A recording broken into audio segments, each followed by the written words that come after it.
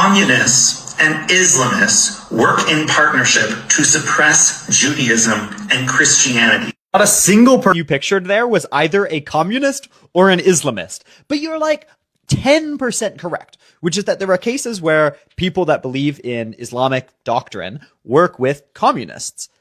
But there are also very famous examples of communists working with liberals. Actually, maybe famously, World War II was that. Maybe famously, all of the orders from the USSR to work within liberal democracy is that. What? And there are also famous examples of liberals working with Islamists. I mean, America helped fund the Mujahideen, an Islamist organization, specifically to fight communists, right? Like, what are you talking about? This is literally just saying my enemies are bad and having a big conspiracy against me to suppress me on the basis of my identity. That's like literally the foundational conspiratorial thinking that leads to anti-Semitism, my friend. Like, when you group all of your enemies in one big group and think there's a magical conspiracy acting explicitly to suppress you and your identity, especially when it's simplified to the fact that they just naturally do this, that's conspiratorial thinking on a next level.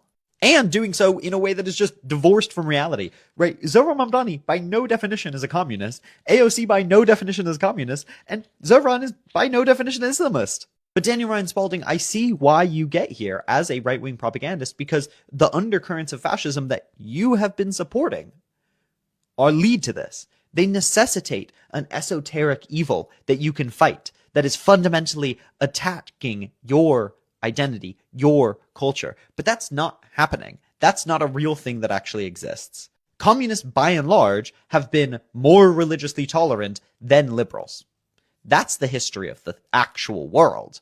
Liberals have funded lots of Islamist groups. Communists have funded some Islamist groups, and they've also collaborated with liberals. To say there's some fundamental and consistent conspiracy is nonsense, and it only serves to help you mobilize your kind of nascent fascists to acting because they feel there's an existential threat, when in fact they are the existential threat.